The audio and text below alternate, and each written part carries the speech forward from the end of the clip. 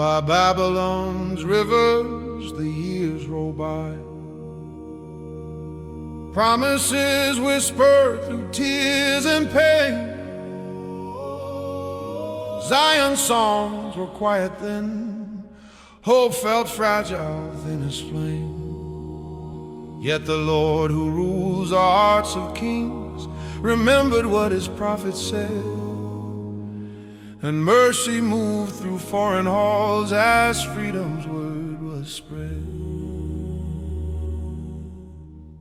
Cyrus rose, a royal voice, unknowing servant of God's decree. Let Judah's captives journey home, let them rebuild what used to be.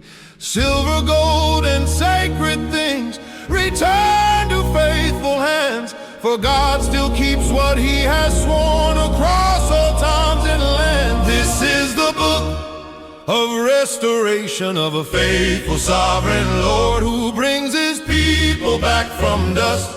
By the power of his word, he turns the hearts of kings and men, rewrites the broken start. This is the cry of Ezra's scroll, return to God in heart.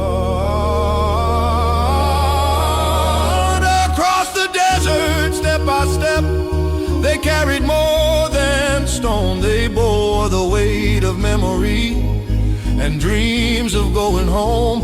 When ruined gates came into view, their tears fell to the ground. Old voices mourned what once had been, young ones danced at freedom found. The altar rose on holy ground.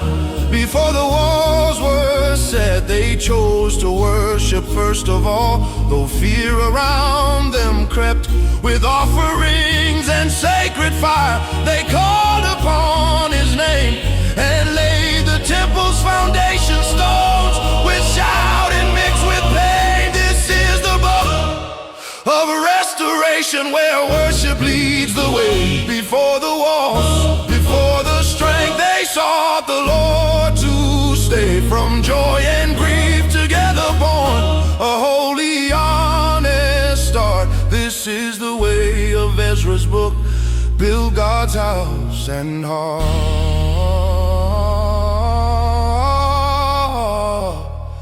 But enemies rose from every side. With lies and threats and fear, the work was halted, hope grew thin.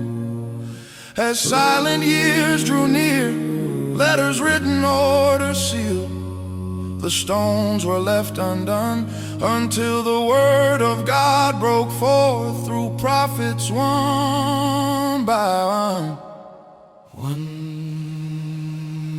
Be strong, they cried, and do not fear. The Lord is still your guide. The house you build for his great name will stand in greater pride. The work resumed with faithful hands, though strength was small and few. For heaven fought alongside them, and all they dared to do. A search was made in royal halls, the ancient scroll was found, and once again the king decreed, let God's house rise from ground. This is the book of restoration, when God removes the chains. No power of earth can stop his will, no fear can rule his reign. What God has spoken will be done, though years may drift apart. This is the truth of Ezra's book, God finishes what he started.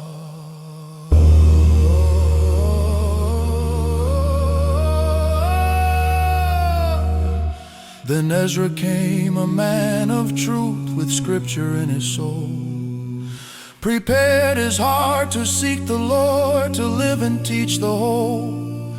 He would not ask for soldiers' guard, but trusted God alone, and fasted by the river's edge before the journey home. When sin was found among the people, hidden deep within the land, Ezra tore his robe and wept, ashes falling from his hands. Oh Lord, he prayed, our guilt is great, yet mercy still you give.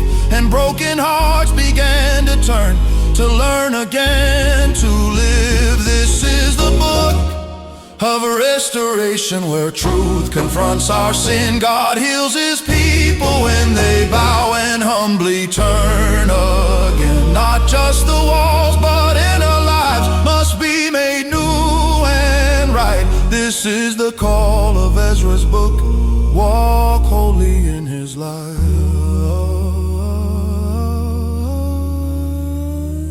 From morning light till midday sun, the law was read aloud.